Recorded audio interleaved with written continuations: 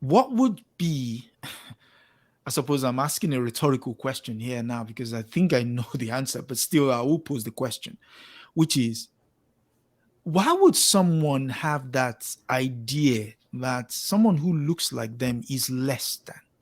Where does that idea, where does that notion comes from? I was going to point out Franz Fanon's also. He says that men of color who nullify. He mentions men of color who nullify the liberation efforts of other men of color. And this is through colonialism. It's happening in Africa. You asked about that before.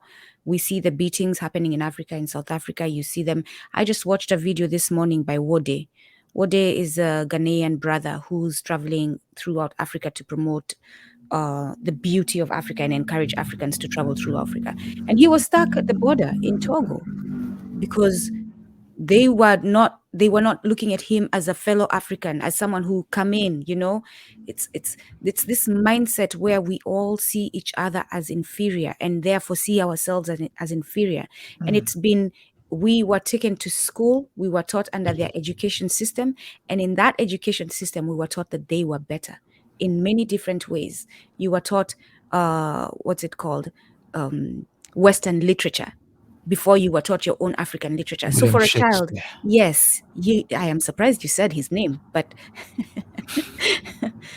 Yes. This is the thing. As a child, if you're being taught this is constantly, this is what, so you grow up wanting to be that, and you grow up distancing yourself from your blackness and your black culture. Merchants of Venice. No, as a child, no, I don't want to be associated with that thing that's looked down upon. I want to be this thing. All of us want to, right? And so that's what's going on. And when it comes to the police department, in these spaces, these men are in community. They're in brotherhood, because you will hear them call each other brothers, with men who have white supremacist mindset. And so they start taking on those mindsets. Not to mention that the system itself of law enforcement is encouraging this mindset in the different ways that it operates. In their own training, when they do their training, who are they using to show the perpetrator? Do they show white men as perpetrators when they're training their police force? So if I'm going to police academy and we see clips of the perpetrator as we train, and it's constantly a black person, whether I'm black or white, I will start associating criminal with blackness. And this is the problem.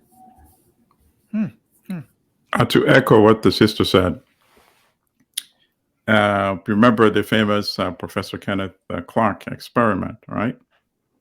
Where, literally black infants given a choice of two dolls. Two dolls, yeah. Would select the European doll, you see? So this is very deep-seated, and it's challenging. And of course, we have to keep, part of the mission of having a show like this is to keep working on that, to keep demystifying and debunking white supremacy. And by doing that, on the other hand, promote self-love and the love of Black. And the sister also pointed out that this is not confined to here in the United States.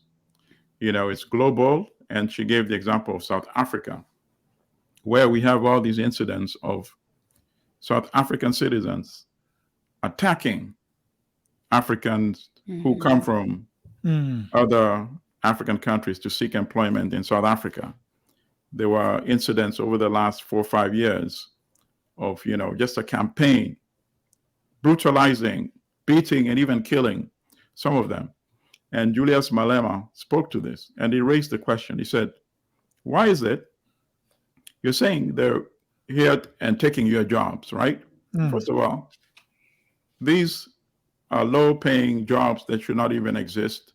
They don't offer living wages, number one. So number two, why are you taking it out on them when the people who are causing these economic conditions are the same people who benefited during apartheid, the European establishment, and the new African elite that has emerged after apartheid, and they're maintaining the same system.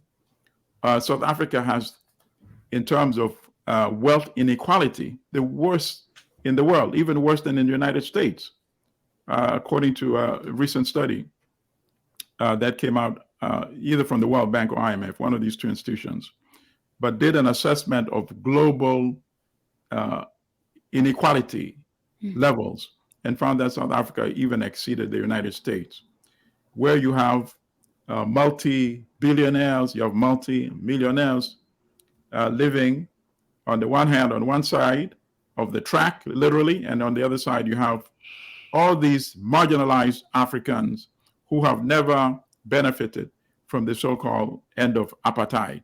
And the fact that decades after the end of apartheid, the European elite that make up less than 8% of the population still control 72% of the land, as we discussed in our previous episode. All of these have impact on people that are not able to access jobs with living wages. So Malema said it proves that there's a pathology, really, that you think is okay for you to attack Africans coming from other African countries instead of directing your rage at those who are maintaining these horrendous unemployment levels. Unemployment of Black people in South Africa is almost 40%. Just think about that, 40% unemployment. Whereas in the white, the European, South African population, unemployment is less than 10%.